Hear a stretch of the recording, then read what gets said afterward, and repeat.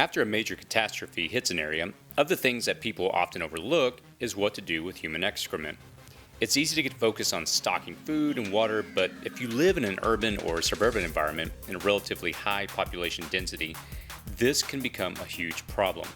This is a very important discussion as diseases like cholera or dysentery can quickly spread through a community, leading to severe illnesses or even death. Would you know what to do if a catastrophe prevented you from being able to use your toilets and sewage?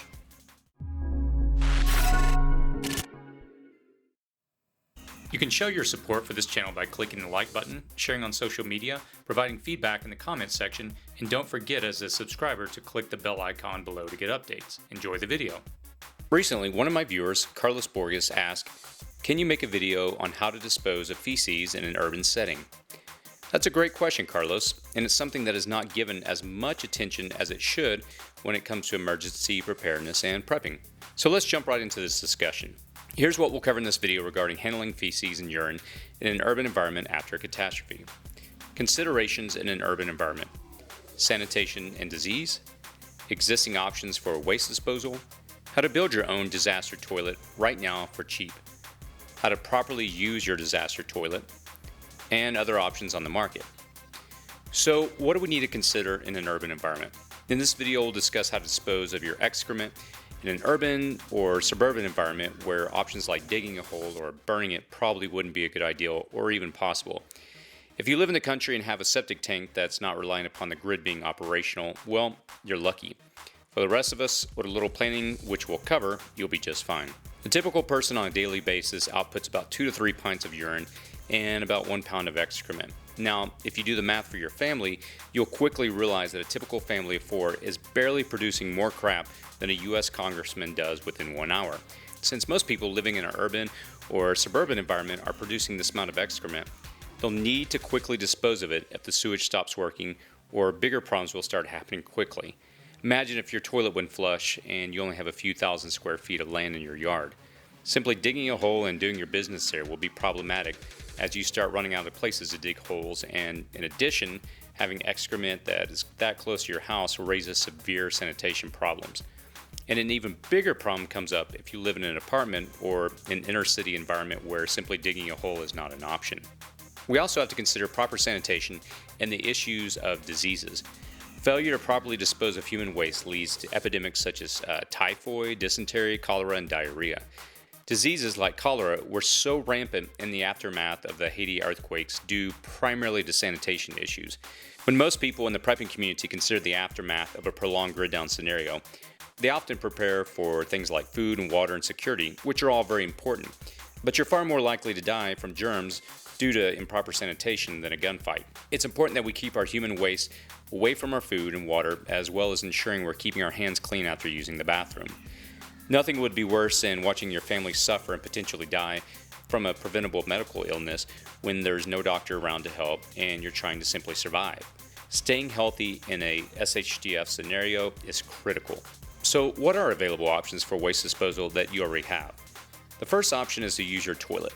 Now this option is only available if you're 100% sure the sewage lines are intact and you're being advised that you can use your sewage. If you're not 100% sure, then absolutely do not use this option. But if the local authorities are telling you that it's safe, then you can simply dump a bucket of water into the throat of the toilet and the waste will be washed down. Again, you must be 100% sure that this is approved. If you don't know, then don't use your toilet. If the sewage lines are damaged or plugged, if you flush your toilet, you'll probably get a sewage backup in your home, which can lead to additional sanitary problems. Also, it may not be a bad idea to shut off the water behind the tank to prevent someone from accidentally flushing the toilet. If you can't flush your toilet or the sewage lines are backed up, then what can you use? Well, the toilet can still be used, but first let's be sure to shut off the water valve behind the toilet. Remember, righty-tighty, lefty-loosey. Then remove all the water in the toilet container behind the bowl using a cup. This water is safe to use for other things, by the way.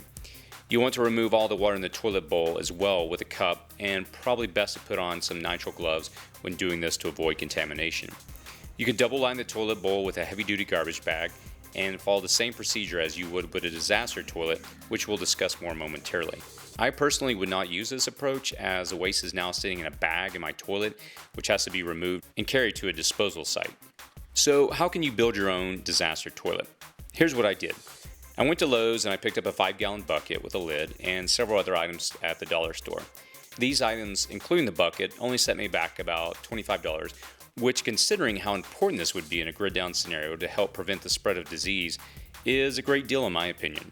It's important to note, though, that this option is good for a short-term solution when you can store trash bags somewhere until the grid comes back up and sanitation services are restored.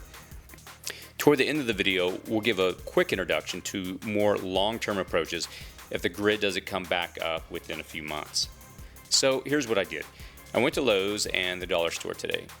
I got a 5-gallon bucket with a lid and several other items which we'll go over. The first thing I did was cut a noodle I purchased at the dollar store lengthwise.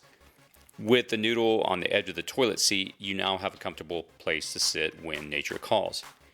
Here's what's inside my 5-gallon toilet bucket. Remember, you can modify it to your specific needs, but here's a breakdown of my setup. A 5-gallon bucket with a lid, noodle from the dollar store that is already cut to fit on the bucket, diapers if you have a baby, a small gardening trowel, nitrile gloves, calcium hypochlorite, or as it's more commonly known, pool shock. Mixing this with water and putting it in a spray bottle, which I have in the bucket, allows you to create a disinfectant spray to clean the bucket. Washing detergent that can be used to help create an odor barrier, sanitary napkins and personal hygiene items, paper towels or cloth towels to use after washing your hands, a spray bottle to mix the calcium hypochlorite and water, and also be sure to label it to use as a disinfectant, hand sanitizer, heavy-duty 13-gallon trash bags to line the 5-gallon bucket. And by the way, don't skimp on these and buy the cheap thin trash bags. Imagine what would happen if one of these accidentally split open on you. Yeah. 2-liter bottle of water for washing hands, several rolls of toilet paper, hand sanitizer, tush wipes, and sanitizer wipes for your hands. All right, so how do you properly use your disaster potty? For this part of the video, we'll need some props. I suppose a Snickers bar and apple juice will work just fine. After taking the Browns to the Super Bowl and urinating, it's a good time to put down a layer of sawdust, dirt, or leaves, depending on what you have around you. Heck, even kitty litter will work in a pinch or after pinching one off. Having a bucket with quicklime, leaves, kitty litter, or sawdust nearby will be helpful so that after handling your business, you can put a layer of covering which will help reduce the stench and prevent flies from being attracted. Since we're discussing short-term waste disposal in an urban environment, you can throw your toilet paper in the bottom of the bucket. If we were discussing a long-term situation, which we'll touch on toward the end of the video, you'd be better off putting your toilet paper in a separate container. When the bag is about 2/3 to 3/4 full or beginning to be a little unbearable, simply tie the bag off and take it outdoors until it can be disposed of properly when sanitation services resume. In the kit we included a spray bottle and calcium hypochlorite. You might want to spray some of this inside the bag to help reduce the smell, or even a splash of chlorine bleach will help. If you live in an apartment and have nowhere to bury the bags, double bag them and then seal them the best you can. Place them in a large garbage can until the city can collect the trash and dispose of it.